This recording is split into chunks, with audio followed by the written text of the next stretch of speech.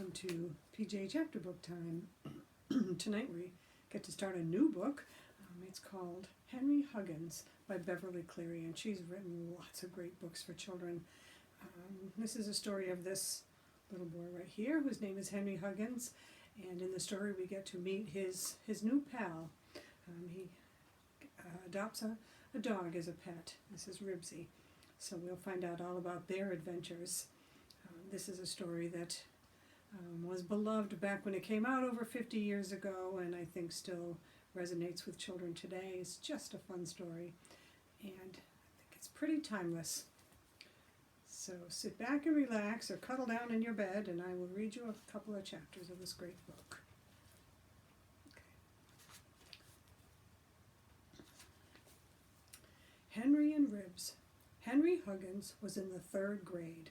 His hair looked like a scrubbing brush, and most of his grown-up front teeth were in. He lived with his mother and father in a square white house on Klickitat Street. Except for having his tonsils out when he was 6 and breaking his arm falling out of a cherry tree when he was 7, nothing much ever happened to Henry. Oh, I wish something exciting would happen, Henry thought often. But nothing very interesting ever happened to Henry, at least not until one Wednesday afternoon in March. Every Wednesday after school, Henry rode downtown on the bus to go swimming at the YMCA. After he swam for an hour, he got on the bus again and rode home just in time for dinner. It was fun, but not really exciting. When Henry left the YMCA on this particular Wednesday, he stopped to watch a man tear down a circus poster. Then, with 3 nickels and 1 dime in his pocket, he went to the corner drugstore to buy a chocolate ice cream cone. Okay, so 3 nickels and 1 dime. That comes out to a quarter. He was going to buy an ice cream cone for a quarter. Can I let you in on a secret? I remember when ice cream cones were a quarter, and that wasn't the small ones. Yikes. Times have changed. He thought he would eat the ice cream cone, get on the bus. Oh my gosh, he wasn't even going to spend the whole quarter. He had to save a dime in the slot for the bus ride home. But that is not what happened. He bought the ice cream cone and paid for it with one of his nickels. Oh my gosh. On his way out of the drugstore, he stopped to look at funny books. That's what they used to call graphic novels. Oh my. It was a free look because he only had 2 nickels left. He stood there licking his chocolate ice cream cone and reading one of the funny books when he heard a thump, thump, thump. Henry turned, and there behind him was a dog. The dog was scratching himself. He wasn't any special kind of dog. He was too small to be a big dog, but on the other hand, he was much too big to be a little dog. He wasn't a white dog because parts of him were brown and other parts were black, and in between there were yellowish patches. His ears stood up and his tail was long and thin. The dog was hungry. When Henry licked, he licked. When Henry swallowed, he swallowed. "Hello, you old dog," Henry said. "You can't have my ice cream cone." Swish, swish, swish went the tail. "Just one bite," the dog's brown eyes seemed to say. "Go away," ordered Henry. He wasn't very firm about it. He actually patted the dog's head, and the tail wagged harder. Henry took one last lick. "Oh, all right," he said. "If you're that hungry, you might as well have it." Oh dear, the ice cream cone disappeared in one gulp. "Now go away," Henry told the dog. "I have to catch a bus for home." He started for the door, and the dog started too. "Oh, go away, you skinny old dog." Henry didn't say it very loudly. "Go on home." The dog sat down at Henry's feet. Henry looked at the dog, and the dog looked at Henry. "I don't think you've got a home. You're awfully thin. Your ribs show right through your skin." "Thump, thump, thump," replied the tail. "And you haven't got a collar," said Henry. He began to think, oh, if only he could keep the dog. He'd always wanted a dog of his very own, and now he had found a dog that wanted him. He couldn't go home and leave a hungry dog on the street corner. If only he knew what his mother and father would say. He fingered the 2 nickels in his pocket. That was it. He would use one of the nickels to phone his mom. So, listen to this part. Come on, Ribsy. Come on, Ribs, old boy. I'm going to call you Ribsy because you're so thin. The dog trotted after the boy to the telephone booth in the corner of the drugstore. Oh my goodness, you ask Mom and Dad or maybe Nana and Grampy what a telephone booth is. Henry shoved him in the booth and shut the door. He had never used a pay telephone before. He had to put the telephone book on the floor and stand on tiptoe to reach the mouthpiece. He gave the operator his number and dropped his nickel into the coin box. Hello, Mom? Why, Henry, his mother sounded surprised. Where are you? At the drugstore near the Y. Ribsy began to scratch. Thump, thump, thump. Inside the telephone booth, the thumps sounded loud and hollow. Oh, for goodness sake, Henry, what's that noise? His mother demanded. Ribsy began to whimper and then to howl. Henry, Mrs. Huggins shouted, where are you? All right? Yes, I'm all right, Henry shouted back. He never could understand why his mother always thought that something had happened to him when nothing ever did. That's just Ribsy. Ribsy? His mother was exasperated. Henry, will you please tell me what's going on? I'm trying to, said Henry. Ribsy howled louder. People were gathering around the phone booth to see what was going on. Mother, I found a dog. I sure wish I could keep him. He's a good dog, and I'd feed him and wash him and everything. Please, Mom.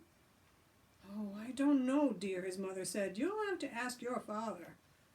Mom, Henry wailed. That's what you always say. Henry was tired of standing on tiptoe, and the phone booth was getting warm. Mom, please say yes, and I'll never ask for another thing as long as I live. I've heard that one before. Well, all right, Henry, I guess there isn't any reason why you shouldn't have a dog. But you'll have to bring him home on the bus. Your father has the car today, and I can't come after you. Can you manage? Sure, easy. And Henry, please don't be late. It looks as if it might rain. All right, Mom. Thump, thump, thump. Henry, what's that thumping noise? It's my dog, Ribsy. He's scratching a flea. Oh, Henry. That was probably the wrong thing to say. Mrs. Huggins moaned. Couldn't you have found a dog without fleas? Henry thought that was probably a good time to hang up. Come on, Ribs, he said. We're going home on the bus. When the big green bus stopped in front of the drugstore, Henry picked up his dog. Ribsy was heavier than he expected. He had a hard time getting him into the bus and was wondering how he would get a dime out of his pocket when the driver said, Say, Sonny, you can't take that dog on the bus. Well, why not? Asked Henry. It's a company rule, Sonny. No dogs on buses. Oh, golly, mister, how am I going to get him home? I just have to get him home. I don't know what he's going to do. Sorry, Sonny, I didn't make the rule. No animals can ride on the bus unless it's inside a box. Oh, dear. Well, thanks anyway, said Henry doubtfully, and lifted Ribsy off the bus. Well, I guess we'll have to get a box. I'll get you on the next bus somehow, promised Henry. So he went back into the drugstore, followed closely by Ribsy. Have you got a big box I could have, please? He asked the man at the toothpaste counter. Wow, at a toothpaste counter? I need one big enough for my dog. The clerk leaned over the counter to look at Ribsy. A cardboard box, he asked. Yes, please, said Henry, wishing the man would hurry. He didn't want to be late getting home. So the clerk pulled a box out from under the counter. This is a hair tonic carton. It's the only one I have. I guess it's big enough. But why anyone would want to put a dog in a cardboard box, I can't understand. The box was about 2 feet square and 6 inches deep. One end was printed, Don't let them call you Baldy, and on the other, Try our large economy size. Henry thanked the clerk, carried the box out to the bus stop, and put it on the sidewalk. Ribsy pattered after him. "Get in, fellow," Henry commanded.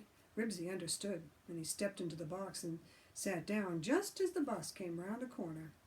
Henry had to kneel to pick up the box. It was not a very strong box, and he had to put his arms underneath it. He staggered a little as he lifted it, feeling like the strong man who lifted weights at the circus. Ribsy lovingly licked his face with his wet pink tongue. "Hey, cut that out," Henry ordered. "You better be good if you're going to ride on the bus with me." The bus stopped at the curb. When it was Henry's turn to get on, he had trouble finding the step because he couldn't see his feet. He had to try several times before he hit it. Then he discovered he had forgotten to take his dime out of his pocket. He was afraid to put the box down for fear that Ribsy might escape. He turned sideways to the driver and asked politely, "Will you please take the dime out of my pocket for me? My hands are full." The driver pushed his cap back on his head and exclaimed, "Full? I should say they are full. And just where do you think you're going with that animal?" "Oh," said Henry in a small voice. The passengers were staring, and most of them were smiling. The box was getting heavier every minute. "Not on this bus, you're not," said the driver. "But the man on the last bus said I could take a dog on the bus in a box," protested Henry, who was afraid he couldn't hold the dog much longer. "He said it was a company rule." He meant a big box tied shut, a box with holes punched in it for the dog to breathe through. Henry was horrified to hear Ribsy growl. "Shut up," he ordered. Ribsy began to scratch his left ear with his left hind foot, and the box began to tear. Ribsy jumped out of the box and off the bus, and Henry jumped after him. The bus pulled away with a puff of exhaust. "Oh man, what is he going to do now?" "Oh, now see what you've done. You've spoiled everything." The dog hung his head and tucked his tail between his legs. "If I can't get you home, how can I keep you?" Henry sat down on the curb to think. It was so late and the clouds were so dark. He didn't want to waste time looking for a bigger box. His mother was probably beginning to worry about him. People were stopping on the corner to wait for the next bus. Among them, Henry noticed an elderly lady carrying a large paper shopping bag full of apples. The shopping bag gave him an idea. Jumping up, he snapped his fingers at Ribsy and ran back into the drugstore. "Ah, you back again?" asked the toothpaste clerk. "What do you want this time? String and paper to wrap your dog in?" "Oh, no, sir," said Henry. "I wanted one of those big nickel shopping bags." He laid his last nickel on the counter. "Well, I'll be darned," said the clerk, and handed the bag across the counter. Henry opened the bag and set it up on the floor. He picked up Ribsy and shoved him, hind feet first, into the bag. What do you think about this idea? I don't know. Then he pushed his front feet in, and a lot of Ribsy was left over. The clerk was leaning over the counter watching. "I guess I'll have to have some string and paper too," Henry said, "if I can have some free." "Well, now I've seen everything." The clerk shook his head as he handed a piece of string and a big sheet of paper across the counter. Ribsy whimpered, but he held still while Henry wrapped the paper loosely around his head and shoulders and tied it with a string. The dog made a lumpy package, but by taking one handle of the bag in each hand, Henry was able to carry it to the bus stop. Well, that must have been one strong bag. He didn't think the bus driver would notice him. It was getting dark, and a crowd of people, most of them with packages, was waiting on the corner. A few spatters of rain hit the pavement. This time Henry remembered his dime. Both his hands were full, so he held the dime in his teeth, and stood behind the woman with a bag of apples. Ribsy wiggled and whined, even though Henry tried to pet him through the paper. When the bus stopped, he climbed on behind the lady, quickly set the bag down, dropped his dime in the slot, picked up the bag, and squirmed through the crowd to a seat beside a fat man near the back of the bus. Phew! Henry sighed with relief. The driver was the same one he'd met on the first bus, but Ribs was on the bus at last. Now, if he could only keep him quiet for 15 minutes, they would be home and Ribsy would be his for keeps. The next time the bus stopped, Henry saw Scooter McCarthy, a fifth grader at school, get on and make his way through the crowd to the back of the bus. Oh, just my luck, thought Henry. I'll bet he wants to know what's in my bag. Hi, said Scooter. Hi, said Henry. What you got in the bag? Asked Scooter. None of your beeswax, answered Henry. Scooter looked at Henry, and Henry looked at Scooter. Crackle, crackle, crackle went the bag. Henry tried to hold it more tightly between his knees. There's something alive in that bag, Scooter said accusingly. Shut up, Scooter, whispered Henry. Ah, shut up yourself, said Scooter. You've got something alive in that bag. By this time, the passengers at the back of the bus were staring at Henry and his package. Crackle, crackle, crackle. Henry tried to pat Ribsy again through the paper. The bag crackled even louder, and then it began to wiggle. Come on, tell us what's in the bag, coaxed the fat man. Nothing, stammered Henry. Just something I found. Maybe it's a rabbit, suggested one passenger. I think it's kicking. No, it's too big for a rabbit, said another. I'll bet it's a baby, said Scooter. I'll bet you kidnapped a baby. I did not. Ribsy began to whimper and then to howl. Crackle, crackle, crackle, and thump, thump, thump. Ribsy scratched his way out of the bag. Well, I'll be doggoned, exclaimed the fat man and began to laugh. I'll be doggoned. It's just a skinny old dog, said Scooter. He is not. He's a good dog. Henry tried to keep Ribsy between his knees. The bus lurched around a corner and started to go uphill. Henry was thrown against the fat man. The frightened dog wiggled away from him and squirmed between the passengers and started for the front of the bus. Here, Ribsy, old boy, come back here, called Henry, and he started after him. Ah, a dog, squealed a lady with a bag of apples. Go away, doggy, go away. Ribsy was scared. He tried to run and crashed into the lady's bag of apples. And the bag tipped over and the apples began to roll toward the back of the bus, which was grinding its way up a steep hill. The apples rolled around the feet of the people who were standing, and passengers began to slip and slide. They dropped their packages and grabbed one another. Oh my goodness. Crash! A high school girl dropped an armload of books. Rattle, bang, crash. A lady dropped a big paper bag. The bag broke open and pots and pans rolled out. Oh my goodness. Boom! A man dropped a coil of garden hose. The hose rolled, and the passengers found it wound around their legs. Oh my goodness, it sounds pretty chaotic. People were sitting on the floor. They were sitting on books and apples. They were even sitting on other people's laps. Some of them had their hats over their faces and their feet in the air. Screech! The driver threw on the brakes and turned around in his seat just as Henry made his way through the apples and books and pans and hose to catch Ribsy. The driver pushed his cap back on his head. Okay, Sonny, he said to Henry, now you know why dogs aren't allowed on buses. Yes, sir, said Henry in a small voice. I'm sorry. You're sorry? A lot of good that does. Look at this bus. Look at those people. Oh, I didn't mean to make any trouble, said Henry. My mother said I could keep the dog if I could bring him home on the bus. And then the fat man began to snicker. Then he chuckled. Then he laughed, and then he roared. He laughed until tears streamed down his cheeks, and all the other passengers were laughing too, even the man with the hose and the lady with the apples. But the driver didn't laugh. Take that dog and get off the bus, he ordered. Ribsy whimpered and tucked his tail between his legs. The fat man stopped laughing. You see here, driver, he said, you can't put that boy and his dog off in the rain. Well, he can't stay on the bus, snapped the driver. Henry didn't know what he was going to do. He guessed he'd have to walk the rest of the way home. He wasn't sure that he knew the way in the dark. Uh-oh, just then a siren screamed. It grew louder and louder until it stopped right alongside the bus. A policeman appeared at the entrance. Is there a boy called Henry Huggins on this bus? He asked.